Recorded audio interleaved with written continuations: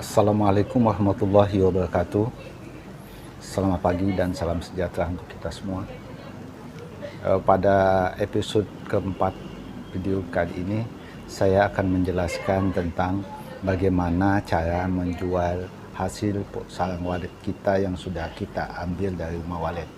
Pertama-tama yang harus kita lakukan adalah kita sudah mendata siapa-siapa yang ada di kota kita atau di daerah kita sebagai pemberi rumah walet. Kita catat. Hal ini bisa kita dapatkan referensi dari beberapa teman-teman pemain walet. Kita tanya siapa saja pembeli, karena biasanya pembeli sarang walet ini adalah dia berupa pengumpul baik dari luar daerah maupun dari dalam daerah. Dan kita jangan berpatokan bahwa orang yang berasal dari luar daerah itu akan membeli dengan harga yang tinggi, sementara yang lokal itu membeli dengan harga yang murah. Yang kedua, pembeli walet juga itu berasal dari orang-orang yang membersihkan sarang walet. Biasanya dia ambil jasa pembersihan sarang walet untuk dikemas, dibersihkan, dibentuk menjadi sarang yang sudah bersih. Nah, itu juga menjadi salah satu pembeli sarang walet. Nah, yang perlu kita lakukan, kita data, kita menghubungin beberapa teman yang referensi, kira-kira berapa kondisi harga walet saat ini.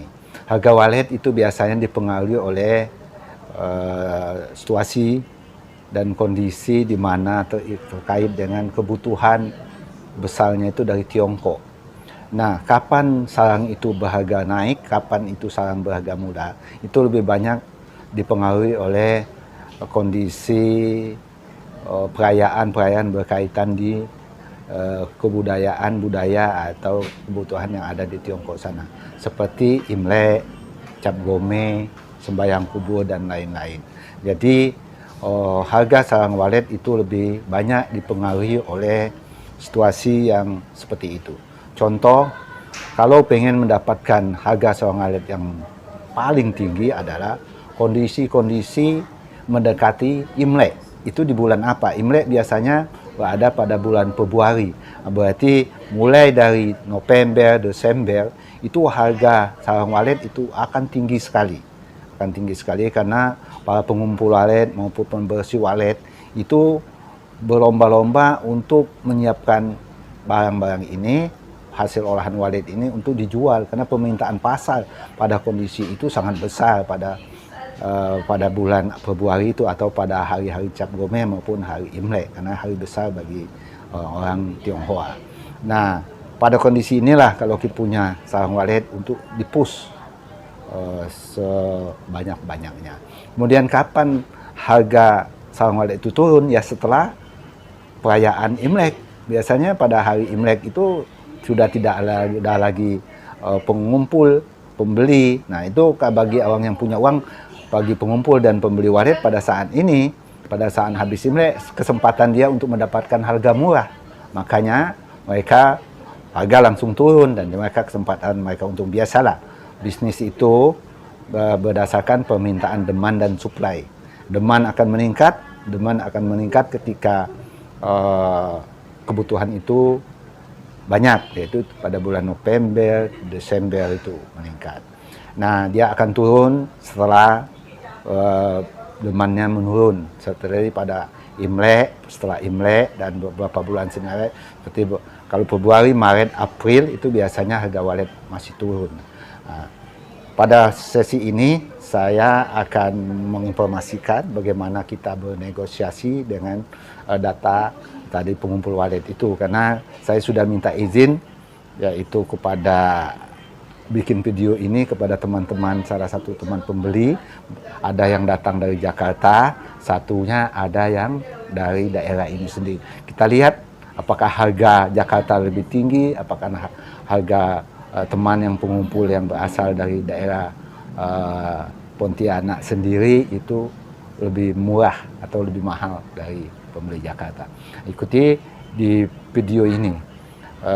Dan yang ketiga, yang perlu dilakukan oleh teman-teman mempunyai sarang walet yang barangkali sedikit, itu bergabunglah dengan berkumpul lah, berserikat lah, berkoloni lah dengan sesama penghasil walet, sehingga akan mendapatkan harga terbaik nanti. Karena biasanya pembeli walet itu kan dia sudah datang dari jauh, kemudian dia butuh ongkos, kosnya besar, butuh penginapan, butuh biaya transportasi.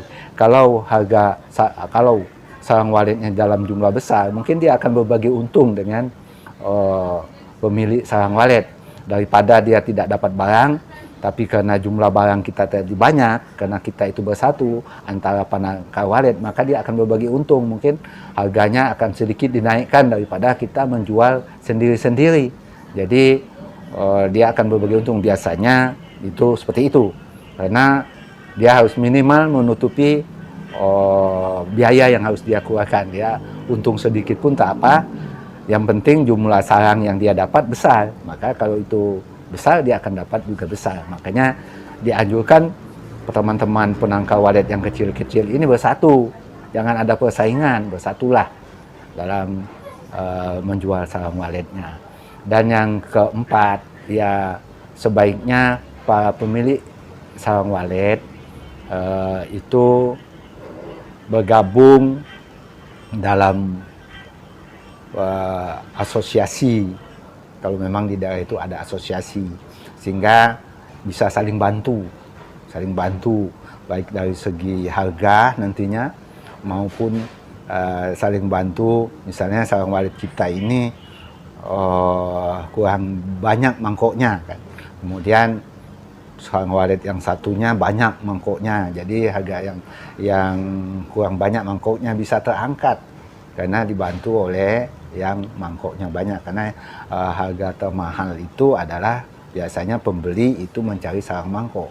Nah, seperti itu. Jadi memang perlu persatuan di dalam pemilik sarang walet, pemilik rumah walet, sehingga apapun kalau bersatu kita akan mendapatkan yang terbaik. Nah, di video ini saya sudah minta izin kepada pembeli walet untuk saya videokan di muat YouTube. Intinya di video ini saya cuma ingin menjelaskan bagaimana teknik menawarkan barang kita kepada pembeli, karena kita tahu di dalam dunia walet itu pemilik sarang walet adalah raja. Kalau pada bisnis biasa pembeli adalah raja, tapi pada pemilik rumah walet yang memiliki sarang walet, ya penjual adalah raja. Karena memang yang keputusan ada pada penjual, pembeli itu silakan membuka harga berapa, kemudian penjual akan menentukan apakah dia setuju dengan harga ini apa tidak. Dan dari gambaran kenapa perlu dilakukan pendataan pembeli walet itu dan menghubungi informasi, kita salah dalam memilih pembeli walet, maka selisihnya sangat banyak, bisa sampai 2 juta, 3 juta, ya, kan banyak itu, hanya selisih waktu sebentar. Ya, jadi saya hanya menggambarkan seperti ini pada video ini. Mudah-mudahan video ini memberikan manfaat kepada teman-teman pemilik sarang walet yang sedikit, yang produksinya terbatas, itu bagaimana cara menjual walet dengan supaya mendapat harga yang terbaik. Ikutilah channel ini dan akan saya putar video menjual sarang walet berikut ini. Terima kasih. Bila ini bermanfaat, maka tolong di-sharekan kepada teman-teman pemilik sarang walet yang ada. Terima kasih. Semoga bermanfaat. Wabillahi taufiq wal hidayah. Assalamualaikum warahmatullahi wabarakatuh.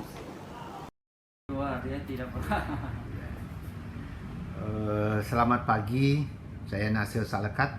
Ya, saya kedatangan tamu dari Jakarta, pembeli walet, sarang walet, dan kebetulan pagi ini saya ada sarang burung walet yang ya saya persilakan, karena walet ini sifatnya penjualannya ditentukan oleh pembeli, jadi kita dengar harganya seperti apa. Ya, silakan Bang Edi ya. Bang Edi dari Jakarta. Silakan Jakarta, pembeli walet, sarang walet, dan kebetulan pagi ini saya ada sarang burung walet yang ya saya dia tidak pernah. Selamat pagi, Saya Nasir Salekat. Ya, saya kedatangan tamu dari Luar, dia tidak pernah. Selamat pagi, saya Nasir Salekat. Ya, saya kedatangan tamu dari Jakarta, pembeli walet, sarang walet, dan kebetulan pagi ini saya ada sarang burung walet yang ya saya persilakan, karena walet ini sifatnya penjualannya ditentukan oleh pembeli, jadi kita dengar harganya seperti apa. Ya, silakan Bang Edi ya.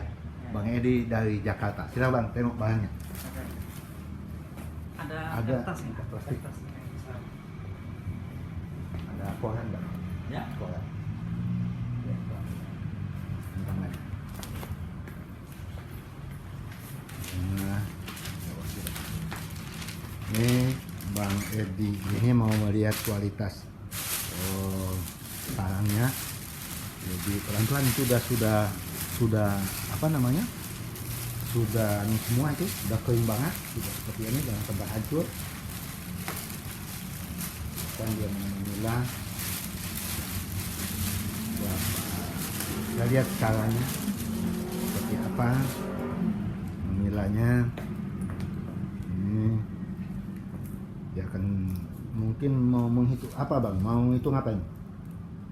Ini saya lihat dulu secara keseluruhan dulu. Secara keseluruhan, jadi dia akan melihat secara keseluruhan kualitas sarang, baru nanti dia buka harga barangkali ya, gitu ya Pak Edi ya? Ya.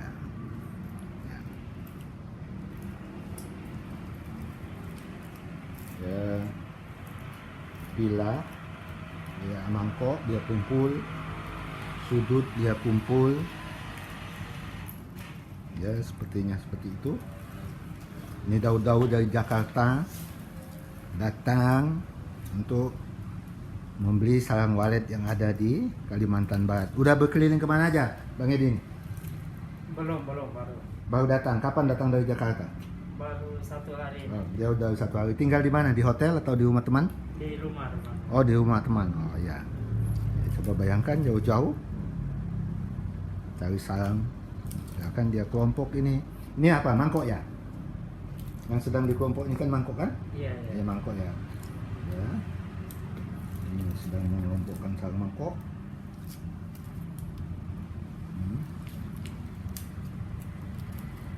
Ya, seperti apa dia kelompok. Oke. Dia membagi ini berapa bagian. Kita tengok. Kita lihat. Begitulah. Masing-masing pembeli walet punya strategi sendiri. Ini mungkin buat sharing pada teman-teman kita petani walet, penangkal walet, pembudidaya walet.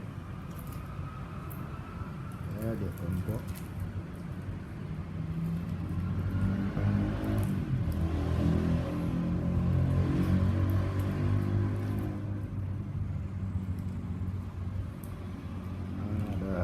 Ada 3 kelompok kalau kita lihat. Dia kelompokkan menjadi 3. Ya, dia kelompokkan menjadi 3 atau 2, saya tidak tahu ya. Ya.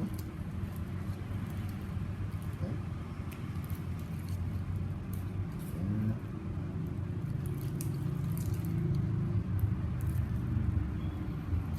Jadi kita bayangkan lalu sampai sarang walet berjumlah 50 kilo. Wow, sibuk dia mengelompokkan. Kayaknya sebaiknya kawan-kawan pemilik rumah walet ya dari rumah waktu panen sudah langsung dikelompokkan saja, sehingga waktu mereka datang tinggal dia tengok, tidak dibongkar. Kalau dibongkar udah kering kayak gini, sudah susutnya banyak ini, ada yang patah, ada yang jadi debu, jadi akan memberi dampak yang kurang bagus bagi pemilik budidaya walet. Jadi memang harus disiapkan dari awal saat pemanenan itu. Setelah selesai panen ya dijemur. Berikut ini kita kedatangan tamu lagi, pembeli lokal akan membeli sarang walet yang kemarin yang 50% mangkok dan 50% tidak mangkok.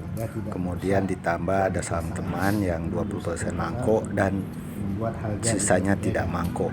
Pembeli lokal tersebut bernama Pak Apeng Nah, kita dengarkan, kita lihat bagaimana dia memilih seorang walet tersebut. Kita ikuti.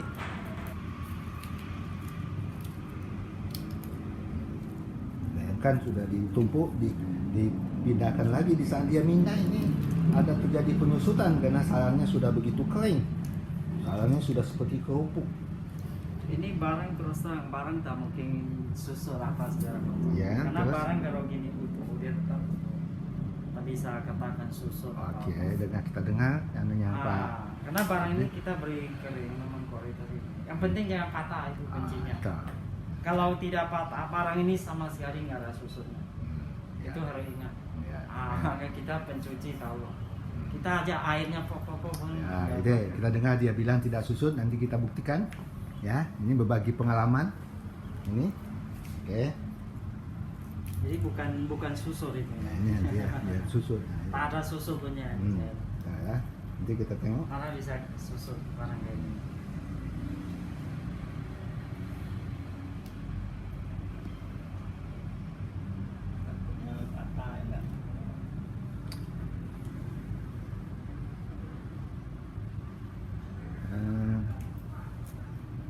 Ini mau jual cong atau pisah harga? Kalau congnya seperti apa, kalau pisah harga seperti apa? Pak Anu silakan. Kita lihat Pak Adinya sedang mau menghitung.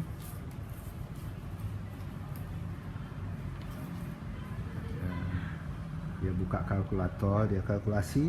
Mungkin apa dikalkulasi Pak? Oh, dikalkulasi bentuk sarangnya atau apa?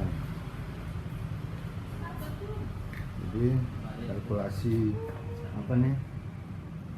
Kalkulasi dia akan buka harga seperti apa? Oke. Dia, Pak Budi masih sibuk menghitung-hitung, mengkalkulasi. Kita dengar dia buka harga berapa. No, kebetulan ada teman-teman kantor juga melihat nih. Ya, oh, ya mudah-mudahan nanti dia bisa jadi penangkal walet juga ya. Buat untuk tambahan pendapatan, passive income. Gimana Pak ininya? Ya ini kebetulan kemarin diantar dari Rasau. Oh, Ya. saya baru lihat nih Pak. Mana Yang ini ada? infonya ya. Ya. Kayak bulu burung ya. Boleh nggak dipegang satu? Pak ganti.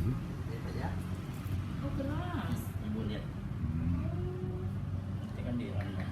Oh dia ini anu ya Pak, ada apa media? Ada sirip nanti waletnya. Ini nanti Pak ya. Iya, Yang wah, mananya? ini tidak perlu besar. Ibu punya kamar 3x3 cukup, udah bisa lagi dapat dulu. Oh ini bulu-bulunya dibuang. Ini. Ya. Nanti direndam tak tolak. Kerasnya gini memang dari sana ke Pak? Ya, Ini karena kalau dicong sekitar 8. bahwa jadi Pak Ali ini kalau dicong ya berani beli 8. Kira-kira masih bisa nambah nggak? Ini udah saya ini dari debit ini dia kurang, saya udah muratin jadi 8. Jadi netnya 8 juta. Iya. Netnya 8 juta. Terus kalau tidak cong Kalau tidak cong harus bisa. harus pisah berapa? Kalau Kalau mangkoknya yang- berapa? Yang mana? Tunjukkan. Kalau yang ini tidak sekitar cong. 7 jutaan kalau jelek. Oh, yang mana? Yang 7 juta. sebelah sini. Oh, sebelah itu 7 juta. Padahal ada mangkoknya ya. Ini tidak masuk kategori mangkok kan? Kategori mangkok pun tak bisa karena Ini. Hah? Kelompok ini. Ah, itu tidak Tak mangkok. bisa. Tidak bisa mangkok. Iya, ini tak bisa. Ya, coba lihat itu pembeli ini tidak mengelompokkan itu mangkok. Terus Ini kada warna. kuning. kala warna katanya. Ya. Kuningnya. Jadi seperti Nah, itu. kuning. Terus jadi kalau tidak cong berapa? Yang mana yang itu 7 juta tadi? Terus yang ini ya? Yang ini 7 juta ya? Iya. Yang mana 7 juta yang Bapak tunjuk? Ah, itu 7 juta. Terus yang itu berapa dihargakan? Yang mana? Yang Bapak tuh Yang ada. bangkok, yang ini khusus bangkok sekitar 10 jutaan. Kalau 10 juta nih mangkoknya cuma ada segini. Itu dibelikan 10 juta. Coba lihat, dia kelompokkan. Nah, terus yang satunya? Yang satu ini sekitar 8,5 lah. 8,5. Inilah strateginya jadi 8. Ya Pak Edi, saya udah dapat harga, tapi saya coba dulu ya, karena saya tengok kayaknya belum masuk Pak Edi, maaf kalau cuma 8 juta tahu ini belum masuk, jadi mungkin saya tahan dulu lah. Jadi kayaknya sama Pak Edi belum bisa pagi ini terjadi transaksi karena dia minta cong 8 juta, saya masih mau cari harga yang lebih dari itu. Jadi beginilah bisnis wallet. Jadi tidak harus langsung jadi. Hebatnya orang wallet seperti itu. Makanya saya bilang ditulis di buku saya Membangun Rumah Wallet Hemat Biaya itu, pemilik sarang wallet itu Blue Ocean. Jadi harga boleh ditentukan oleh pembeli, tapi penjual boleh berhak untuk tidak. Bayangkan kalau di toko yang punya barang yang menentukan harga, pembeli menentukan mau apa tidak. Nah sekarang kalau di wallet seperti itu, yang buka harga itu pembeli, tapi yang menentukan aku tak mau jual pembeli. Seperti itu. Oke. Ya. Oke. Nama-nama jatuh. Ya, seperti itulah bisnis wallet, berbeda dengan bisnis yang lain kan. Oke. Makasih Pak Adi atas kunjungannya. Tadi kita sudah menyaksikan video tentang pembeli wallet yang datang dari Jakarta. Dia mau membeli sarang itu dengan harga 8 juta cong. Pada sarang yang dipilih oleh Pak Edi tadi, yang pembelinya dari Jakarta, itu mangkoknya 50%, kemudian sudut itu 50%. Dia berani beli paling tinggi cong itu 8 juta. Dan video berikut ini saya menghubungi pembeli lain. Pembeli ini adalah pembeli lokal dari kota Pontianak. Kita lihat bagaimana dia menentukan harga. Dan kebetulan di video berikut ini juga ada sarang teman yang dititipkan ke saya. Dia minta jual. Kondisi sarang teman ini sudah saya pilah. Itu mangkoknya itu ada sekitar 20% atau 30%. Kemudian sisanya adalah sudut dan patahan. Nah, apakah harga dari teman ini lebih mahal atau lebih murah, nanti bisa dilihat di video berikut ini. Yang jelas pada video ini saya hanya ingin memberi gambaran kepada teman-teman penangkal wallet, terutama yang kecil-kecil, bahwa harga itu jangan tergantung pada satu calon pembeli, karena bisa jadi calon pembeli itu banyak sekali. Seperti yang saya sampaikan di depan, bahwa kita harus mendata para pembeli wallet itu, kemudian kita coba berkomunikasi sama teman-teman pemain wallet, teman-teman pemilik rumah wallet, kita bertanya berapa harganya, sehingga kita akan tahu berapa kisaran harga yang berada saat ini. Berikut ini kita saksikan bagaimana pembeli lokal menawar sarang wallet tersebut. Yang kita tahu tadi sarang walletnya 1 kilo, harganya kondisinya 50% mangkok, 50% sudut. Harga tertinggi ditawar oleh pembeli Jakarta tadi itu 8 juta. Dia tidak bisa tambah lagi, padahal dia itu ke sini ada biaya hotel, ada biaya transport, dan ada biaya akomodasi makan. Jadi harusnya dia berani lebih tinggi. Nah, kita lihat pembeli lokal seperti apa. Mari kita tonton video berikut ini. Terima kasih. Selamat pagi, salam sejahtera untuk kita semua. Pagi ini saya diantar dua bak ya, dua apa namanya ini? Dua kontainer kecil. Dua kontainer bak walet, sarang walet. Nah, kebetulan hari ini dan bersama Den itu datang juga teman pembeli walet namanya Pak Apeng. Nah, kita tengok seperti apa dia mau lihat tentukan harganya. Pak Apeng, saya kasih tahu ini barang yang biasa Pak Apeng bawa. Yang ini mangkoknya sekitar 30 atau 20%. Di bawah besar Pak. Yang ini mangkoknya sekitar 50%. Nah, posisi sarangnya sudah kering banget. Sudah sudah kadar airnya sangat rendah. Silakan Pak Apeng cek seperti apa. Pak Apeng ini biasa pembeli saya dan biasanya dia membeli sangat fair, betul. Jadi silakan Pak Apeng tentukanlah harganya berapa, ya. Mudah-mudahan Untuk betul. sarang ini, kan barang ini kan barang tetasnya Pak. Ya. Dia bukan barang rampasan. Jadi itu untuk warna, dia tuh larinya ke warna beras.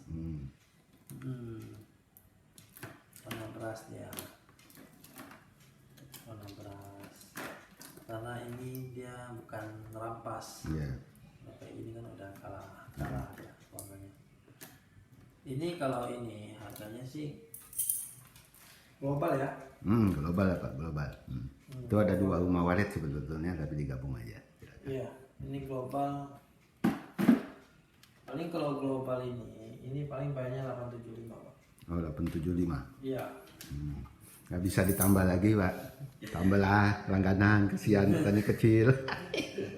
Aku suka sama Pak Apeng ini karena Pak Apeng ini tidak nekan petani waletnya. Dia selalu membantu petani walet. Jadi bisnisnya enak, sama-sama untung lah.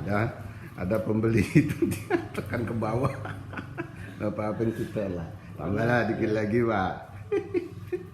Sebenarnya kalau bagus sih bisa tambah. Ya udahlah kalau mau tambah. Itu banyak yang rampas Pak. Yang itu banyak yang rampas. Yang itu banyak yang rampas. Masih banyak yang belum tambahlah. Ya udah digenapkan aja lah. 9 ya. Iya, ya udahlah. Ya 9 ya, oke Pak. Pak Apeng, makasih Pak Apeng. Nah, ini berbisnis dengan Pak Apeng sangat fair. Makasih, dia tak perlu buka bongkar. Sebab kalau dia bongkar itu banyak hancur. Iya, kalau makin dibongkar makin banyak hancur. Hancur dah, dia paham betul itu. Padahal pembeli Sekilas banyak. dilihat aja. Pembeli lain suka bongkar-bongkar, tidak jadi gitu. Kalau ini kan iya. dia tahu persis orang udah kayak kerupuk gitu kan. Kalau dibongkar. Jadi pagi ini ditimbang beliau harganya udah putus 9 juta. Nah, yang cong itu bahasa Tionghoa ya, cong itu campur. Tidak lihat patah, anunya semuanya diambil. Ini semua diambil. Inilah satu-satu Pak Apengnya nimbangnya karena itu beda pemilik. Dia bisa ya. Ya bisa Pak Apeng. Itu beratnya berapa, harganya sama tapi satu. Ya Pak Apeng sekarang memindahkan. Satu dia akan timbang lagi berapa, dia timbang. Angkat satu-satu, hati-hati ngangkatnya. Yang begitu pecah rusak dari harga 9 juta bisa tinggal 6 juta ya Pak Apeng ya. Kepatahan 6 juta 7, bayangkan selisihnya bisa 3 jutaan 2 jutaan. Ini walet ini memang harus diperlakukan dengan hati-hati, pelan-pelan sayang. Karena gara-gara salah mengambilnya bisa patah. Iya. Patah bisa. Kita tengok berapa kilo beratnya. Nanti Pak Apeng catat karena saya nggak bawa bukan. Iya. Kita HP ya. Kalau ini 991 Pak. 991. 991 tambah yang ini lagi ya.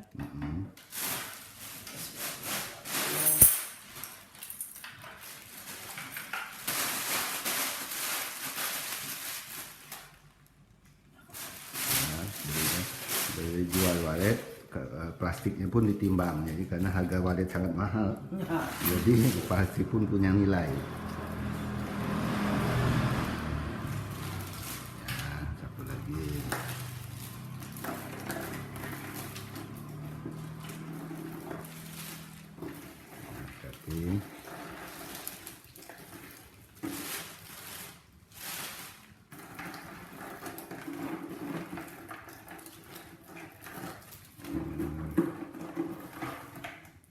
Itu sarang punggul Pak. Sekarang tunggu, saya lagi perbaiki dia banyak mangkok kemarin.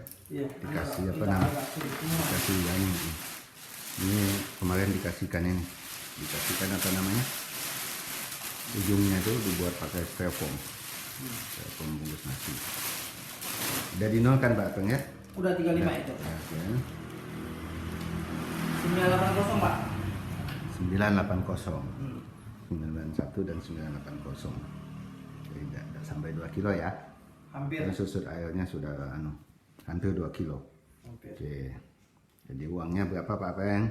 17.739. Alhamdulillah pagi ini dapat duit 17 juta. 17.739. 17.739.000. Alhamdulillah. Kalau ini sih Pak Apeng bisa langsung campur, dia udah beli.